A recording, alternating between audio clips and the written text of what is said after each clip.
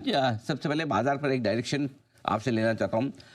अचानक से geopolitical tension काफ़ी बढ़ती हुई नज़र आ रही है।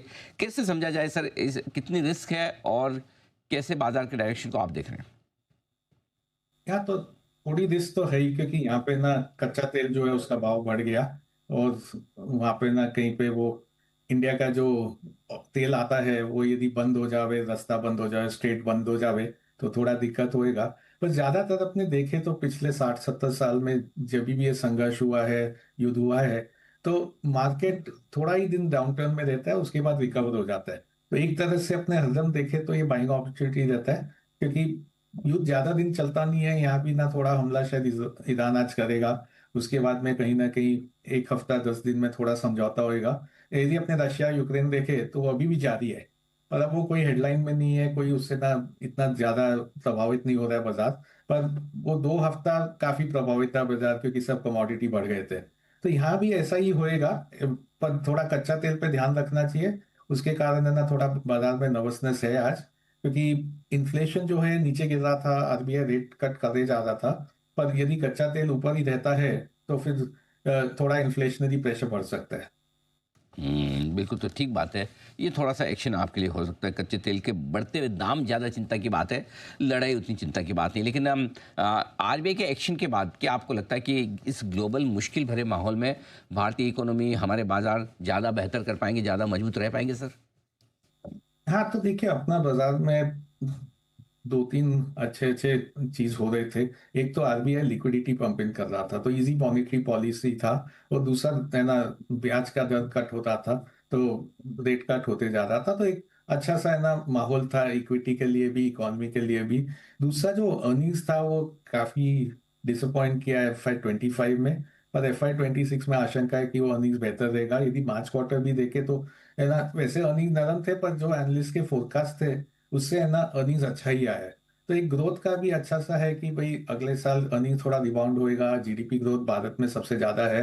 और है ना ट्विन डेफिसिट देखे तो अच्छा चल रहा था। अब ये तेल के कारण थोड़ा है ना करंट अकाउंट डेफिसिट में हलचल हो सकता है। पर अभी तक तो जहाँ physical deficit, current account deficit, सब चीज कंट्रोल में थे। तो एक तरह से मैक्रो वाइज बहुत अच्छा है ना चल रहा था। वैल्यूएशन कोई सस्ते नहीं है, पर वैल्यूएशन है ना एक तरह से अर्निंग ग्रोथ आता है तो एक तरह से वैल्यूएशन थोड़े ऊपर नीचे हो सकते हैं, पर अर्निंग्स के हिसाब से रिटर्न आ सकता है बाजार में। ठीक बात है, तो ये आपके लिए पूरा का पूरा बाजार का मूड माहौल। अब बताएं सर, इस ग्लोबल टेंशन भरे माहौल में और जहां भारतीय इकोनॉमी आपको ज़्यादा मजबूत और बेहतर दिख रही है, कहाँ आपको लगता है निवेश करना चाहिए, किस तरह का पोर्टफोलियो बनाना चाहिए? तो एक तो हम लोग की नजर बैंक्स पे है। बैंक्स और फाइनेंशियल सेक्टर, वहां पे क्या वैल्यूएशन सस्ते हैं। हम लोग ज्यादातर क्या 10 साल का एवरेज वैल्यूएशन देखते हैं, और करंट वैल्यूएशन देखे तो बैंक्स ही एक सेक्टर है जहाँ पे ना 10 साल के एवरेज वैल्यूएशन के कंपैरिजन में आज का वैल्यूएशन सस्ता है। तो वो एक सेक्टर है जहाँ पे ना वैल्यूएशन के हिसाब से करना चाहिए। दूसरा सेक्टर है सीमेंट। तो सीमेंट में 2 साल से अर्निंग्स को ज्यादा बढ़ा नहीं है, शेयर प्राइस भी इतना खास किया नहीं है। एक महत्वपूर्ण चीज जो हो गया है कि कंसोलिडेशन काफी हो गया है। तो जो दो बड़े बड़े प्लेयर है वो काफी छोटे प्लेयर्स को खरीद लिए हैं।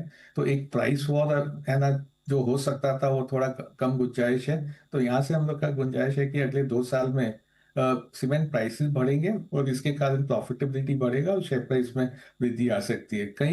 अभी भारतीय बाज़ारों में जिस प्रकार की कंडीशंस बनती हुई दिखाई दे रही हैं, आपको भी पता है कि पहले हमास और इजराइल का युद्ध चलता हुआ नज़र आ रहा था, लेकिन अब नई कंडीशंस बन रही हैं। इजराइल ने ईरान पे हमला किया है।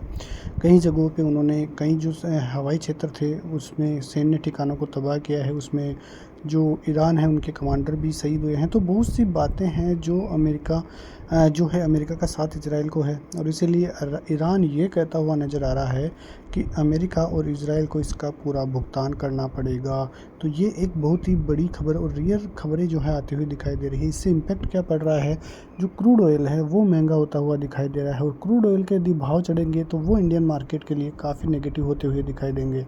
ये जो जियोपॉलिटिकल टेंशन है उसकी वजह से ही भारतीय बाज़ारों को काफ़ी पहले भी खामियाजा भुगतना पड़ा था, लेकिन अब फिर से ऐसी टेंशनें आके भारतीय बाज़ारों में एक अच्छा खासा जो मूड माहौल पिछले शुक्रवार से बनता हुआ दिखाई दे रहा था, जिसके बाद आपने मंडे को देखा कि अच्छी खासी तेज़ी का मूड माहौल जो है बनता हुआ दिखाई दे रहा था, लेकिन उसके बाद से ही थोड़ी टेंशनें बढ़नी चालू हो गई और इस प्रकार की स्थिति फिर से भारतीय बाज़ारों में बढ़ती हुई नज़र आ रही है।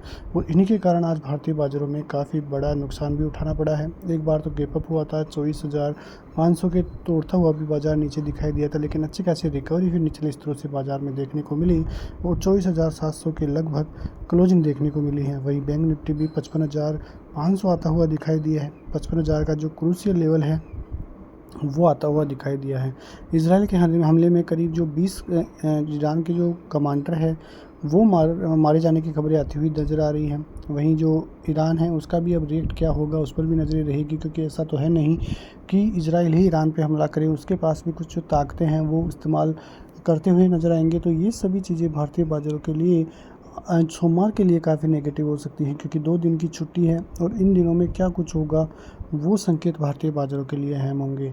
आज तो हो गया कि भारतीय बाज़ारों में अच्छी खासी रिकवरी थी नीचे के स्तरों से, लेकिन फिर भी अब यदि मंडे को कुछ ना कुछ गलत होता है तो वो भारतीय बाज़ारों के लिए काफ़ी नेगेटिव होगा। लेकिन अभी भी आपको मैं बताऊं तो यदि आपको कई शेयर्स निचले स्तरों पर मिले तो वो आपके लिए बहुत अच्छी खरीदारी के मौके होंगे, जहां पे आप भारतीय बाज़ारों में इन्वेस्टमेंट का मौका ढूंढते हुए नज़र आ रहे हैं। लेवलों की चर्चा करें तो 24,500 का अच्छा खासा सपोर्ट जो निफ्टी में है, जब तक वो नहीं टूटता है तब तक भारतीय बाज़ारों में कोई दिक्कतें नहीं हैं। बैंक निफ्टी भी 55,000 का लेवल काफ़ी क्रूशियल सपोर्ट जोन है, वो टूटने पे ही दिक्कतें बढ़ेगी, वरना भारतीय बाज़ारों की तरफ से अभी भी अच्छे खासे संकेत देखने को मिल रहे हैं। तो ये खबरें भारतीय बाज़ारों के लिए मंडे के लिए काफ़ी इंपॉर्टेंट रहेंगी। तो देखते रहिए हमारे चैनल को, इसी प्रकार से मिलते हैं नेक्स्ट वीडियो में। तब तक के लिए जय हिंद।